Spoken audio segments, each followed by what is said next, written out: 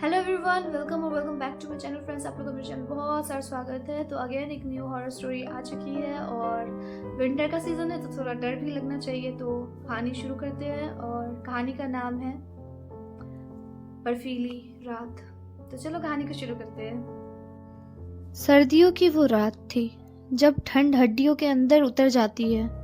तब घड़ी में 2:30 बज रहे थे। रवि अपनी नई नौकरी के कारण शहर से दूर एक पुराने गेस्ट हाउस में रुका था। पूरी बिल्डिंग में सिर्फ वही अकेला था।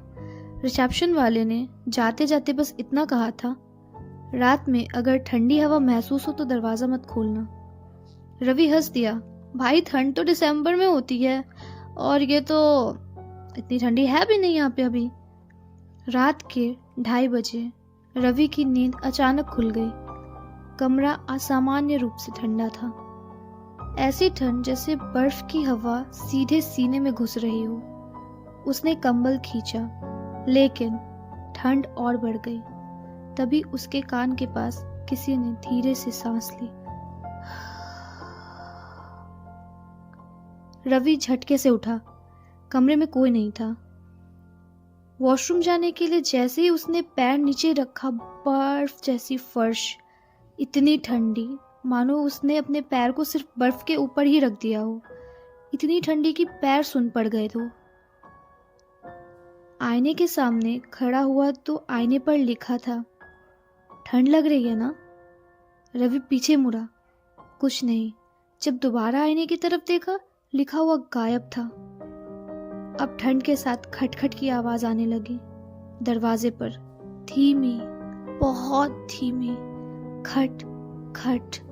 रवि की याद में रिसेप्शन वाले की बात गूंजने लगी, दरवाजा मत खोलना। लेकिन बाहर से आवाज आई, दरवाजा खोलो, बहुत ठंड लग रही है। आवाज किसी बच्चे की थी। रवि का दिल पिघल गया।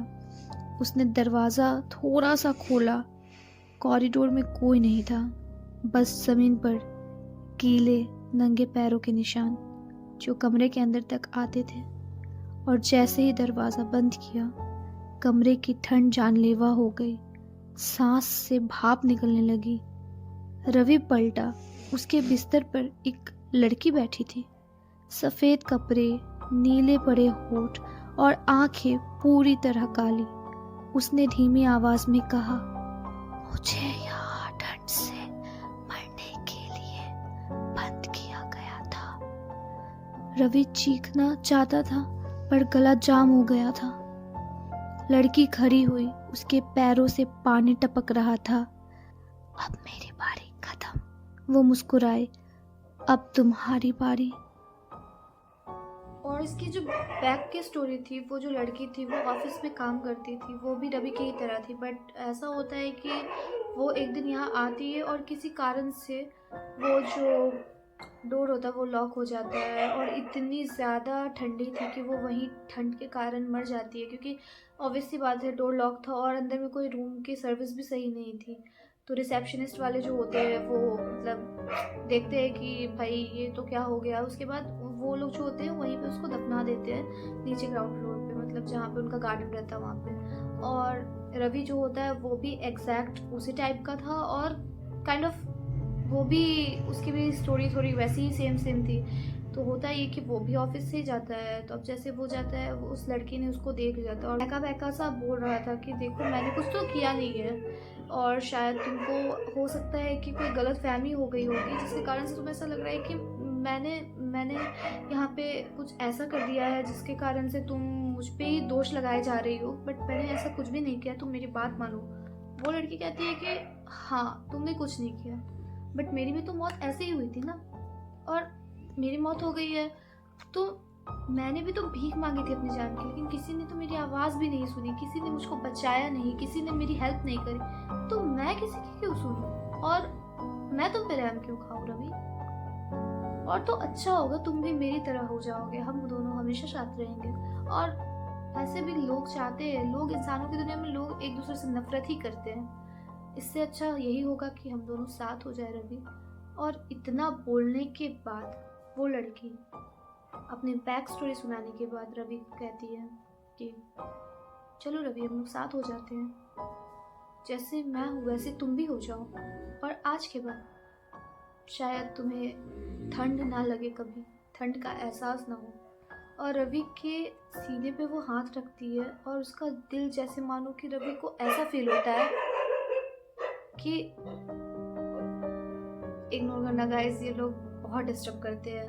मैं क्या करूँ उन लोगों का, ये जब मैं शूट करूँगी ना तब आके मतलब वो करने लग जाते हैं, देखो।